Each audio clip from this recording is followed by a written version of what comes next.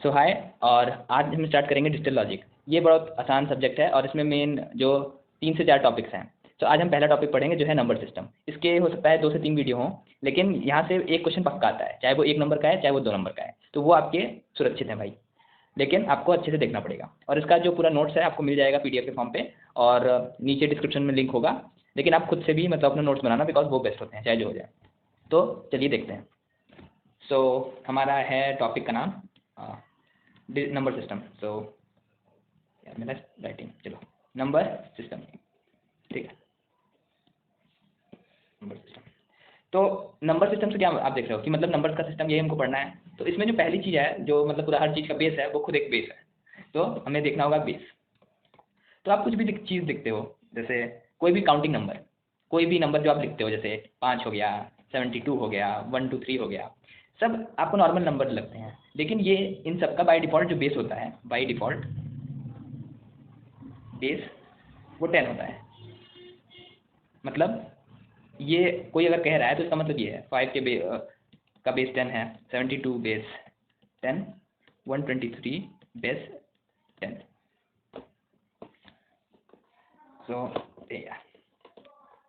सो इसका मतलब क्या है, व्हाट, मतलब यहाँ पे पूछ सकते हैं कि ये 10 इज व्हाट। आपके दिमाग में सवाल होगा कि ये 10 है क्या। तो चलिए उसका हम जवाब देते हैं। तो अगर कहीं बेस लिखा है 10, तो इसका मतलब जो इस ब्रैकेट में नंबर आएंगे, मतलब जो इस ब्रैकेट में नंबर आएंगे, वो यहाँ पे 0 to 9 नंबर आ सकते हैं अगर बेस 10 है। इफ बेस 10, अब मान लो यहाँ पे बेस 5 होता तो कितने नंबर आते? 0 से 4 तक आ सकते थे, इफ बेस 5। अब यहाँ पे अगर आप देखो, कोई लिखता है, मतलब कोई लिखता है बेस 2, तो यहाँ पे कितने नंबर आ सकते हैं? 0 to 1, इफ बेस 2। एंड अगर कोई कहता है मान लो n बेस n है, तो क्या होगा यहाँ पे? 0 to n-1, if base n। यहाँ पे देखो, यहाँ 10 था तो यहाँ पे हम 5 ले सकते थे, यहाँ पे 10 था तो यहाँ पे 7 भी चल गया, 2 भी चल गया, और यहाँ पे भी सेम कहानी है। तो अब हम देखते हैं थोड़ा सा इसमें कॉन्ट्रडिक्शन। तो अब यहाँ पे हम क्वेश्चंस लेंगे, जिससे आपको बताना है कि ये सही चीज़ है कि नहीं, सही मतलब फॉर्म में लिखा है या नहीं। तो क्वेश्चंस कि चेक विच आर करेक्ट। तो पहला है ए, जैसे हम यहाँ पे लिखते हैं 73 to the base 6, B 21 to the base 3, C 97 to the base 10, D 110 to the base 2, E 1102 to the base 2। तो आपको उसमें से बताना है कौन सा सही है कौन सा गलत है। आप खुद से सोच सकते हो, पॉज दे सकते हो। तो चलो अब हम देखते हैं। अब यहाँ पे भी देखो, तो यहाँ पे बेस 6 है, तो यहाँ पे कितने नंबर आ सकते हैं? 0 to 6, 0 to 5, बट यहाँ पे क्या है? 7 है, तो ये गलत हो गया। अब यहाँ पे देखो 3 है, तो यहाँ पे कितने नंबर आ सकते हैं? 0 1 2, तो ये सही है, बिकॉज रेंज जो था 0 से 2 तक आप ले सकते थे। यहाँ पे देखो, यहाँ पे बेस 10 है, तो हम क्या नंबर ले सकते हैं? 0 से 9 तक, तो ये भी 9 है, ये 7 है, तो ये भी मतलब ये वाला आपका सही है। देखो सही के लिए हम कोई और यूज़ करते हैं, मतलब ये वाला सही है, ये वाला सही है। अब डी वाला हम देखते हैं। तो यहाँ पे देखो, यहाँ पे 2 है, तो इसका रेंज क्या हो जाएगा? 0 to 1। तो ये देखो, ये 0 है, ये 1 है, ये 1 है, मतलब ये भी सही है।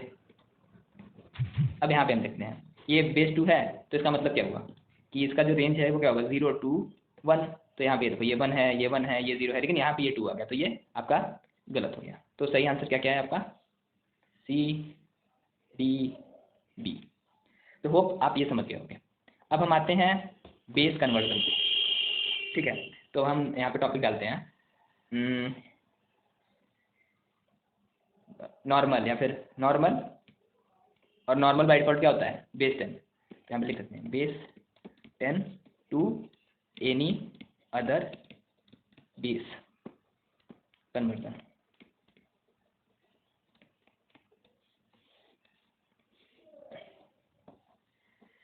हाँ, तो मान लो हमारा नंबर दिया गया है यहाँ से, पहले ए दिया गया है 123 दिया है टू द बेस 10, और हमसे कहा जा रहा है कि इसको आपको बेस 2 में कन्वर्ट करना है। ठीक है, तो कैसे करोगे? तो जो भी नंबर दिया है आपको 123, इसको आप इसका जैसे एलसीएम लेते हो वैसे आपको करना है। तो 2 से करेंगे तो यहाँ पे रिमाइंडर कितना बचेगा 1, और यहाँ पे क्या बचेगा 61, यस। फिर 2 करेंगे तो यहाँ पे कितना बचेगा 1, यहाँ पे होगा 30, फिर 2 करेंगे तो यहाँ पे डिवाइड करोगे तो 0 बचेगा रिमाइंडर, फिर यहाँ पे 15 आएगा, फिर 2 को 15 से डिवाइड करोगे तो यहाँ पे 1 बचेगा रिमाइंडर, और यहाँ पे 7 आएगा, फिर 2 1 3 2 1 और 1। अब यहाँ देखो जो बेस है और जो ये मतलब आपका बचा हुआ पार्ट है, यहाँ पे ये देखो जो बेस था वो अब बड़ा हो गया, जिससे हम डिवाइड कर सकते हैं। इसको क्या करते हैं हम लोग, मतलब इस पार्ट से इसको आप आई डोंट नो क्या करते हैं, डिविडेंड करते हैं कैसे, आप देख लेना, जो भी कहते हैं आप समझ लोगे। तो हम यहाँ पे स्टॉप कर गए।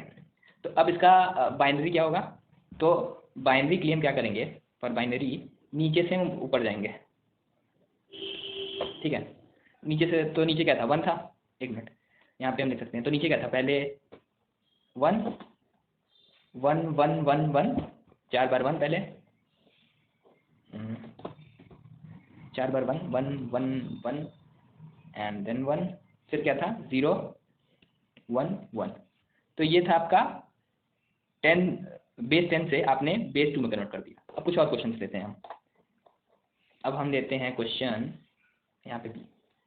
हम कहते हैं कि मान लो कोई नंबर है 43 टू द बेस 10, इसको कन्वर्ट करना है टू द बेस 5 में। तो कैसे करोगे? तो हम क्या करेंगे कि जो ये 43 है, 43 इसको अब डिवाइड करेंगे हम 5 से। तो जब 5 से डिवाइड करोगे इसको तो यहाँ पे रिमाइंडर कितना बचेगा 3, और ये आएगा 8। अब फिर से 5 से इसको डिवाइड किए तो कितना बचा, रिमाइंडर बचा 3 शायद, हाँ रिमाइंडर बचा 3, और यहाँ पे आ जाएगा 1।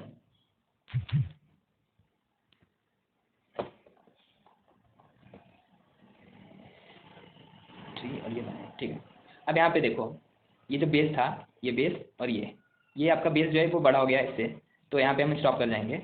और इसका आंसर क्या होगा, नीचे से हम ऊपर जाएंगे तो इसका आंसर हो जाएगा मेरा 133 बेस 5 में।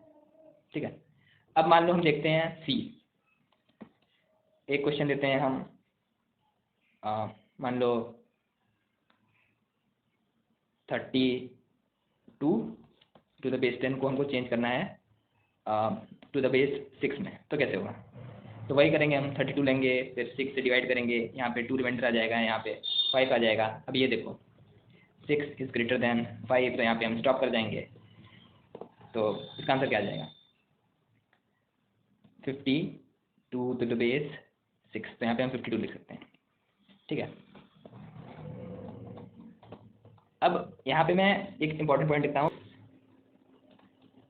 Any base to base 10 conversion. ठीक है, अब हम, ठीक है, तो हम अब ये जो 3 लिए थे क्वेश्चन, उसी को हम वेरीफाई करेंगे कि हमारा आंसर सही था कि नहीं।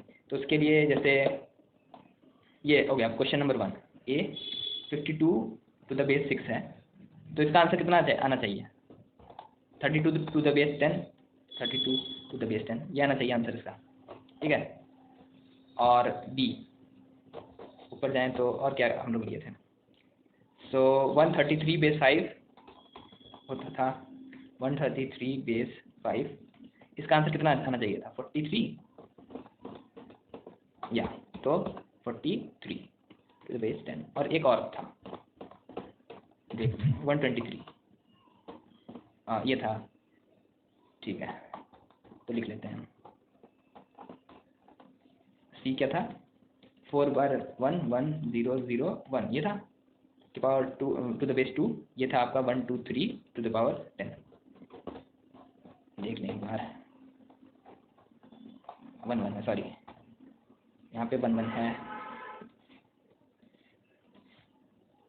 ठीक है, तो ये 3 क्वेश्चन हमको सॉल्व करना है, मतलब हमको अब कन्वर्ट करना है base any base to base 10। तो पहला क्वेश्चन देखते हैं। ठीक है, तो यहाँ पे आता है कॉन्सेप्ट ऑफ, यहाँ पे लिख देता हूँ मैं, कॉन्सेप्ट ऑफ प्लेस वैल्यू,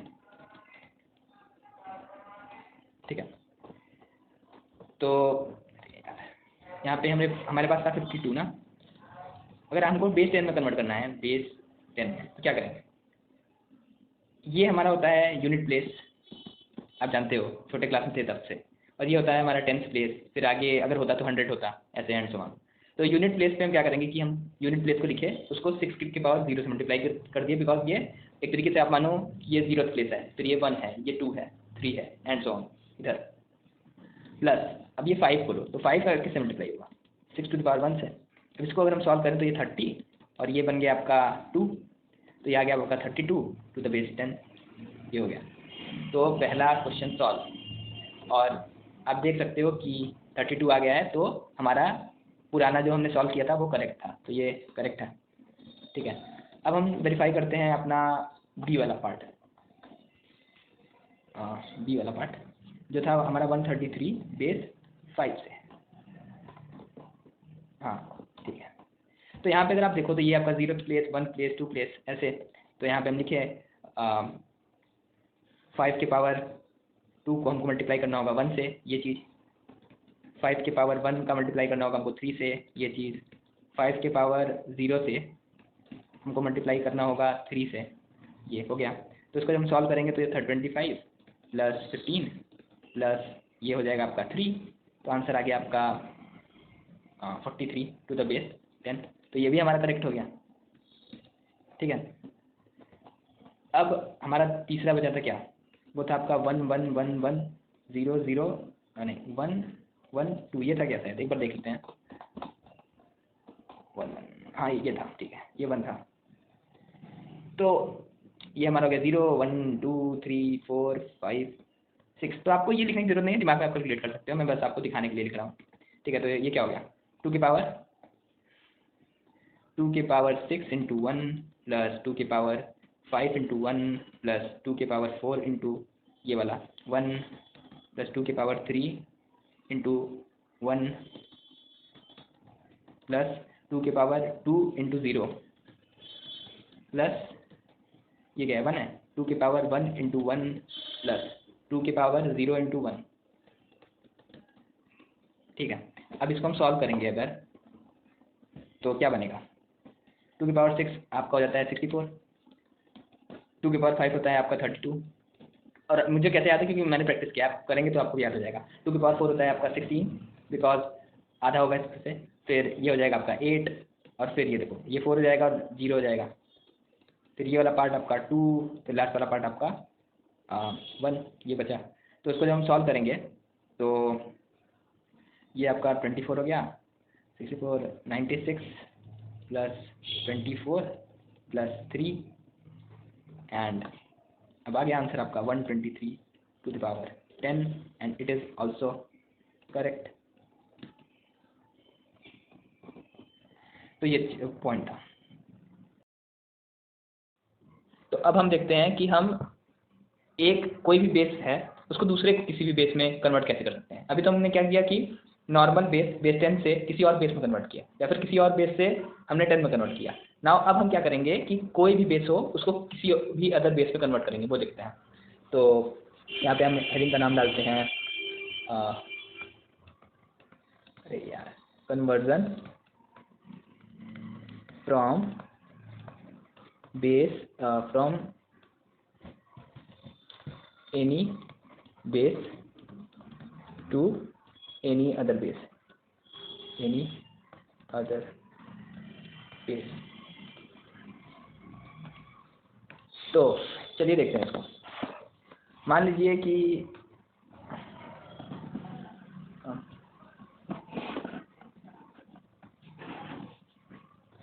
कि हमारे पास कोई भी है नंबर, जैसे मान लो 23 टू द बेस 5, इसको हमको कन्वर्ट करना है मान लीजिए बेस 7 में। तो कैसे होगा? तो इस केस में बस एक अप्रोच है कि आप पहले इसको 10 में कन्वर्ट करें, कन्वर्ट, तो यहाँ पे हम सोल्यूशन लिख सकते हैं। पहला कन्वर्ट बेस 1 इंटू बेस 10, और फिर आप जानते हो कि बेस 10 को कैसे भी किसी भी बेस में कन्वर्ट कर सकते हैं। फिर स्टेप ये 1 है आपका, फिर ये आपका स्टेप 2 है, convert base 10 to required base.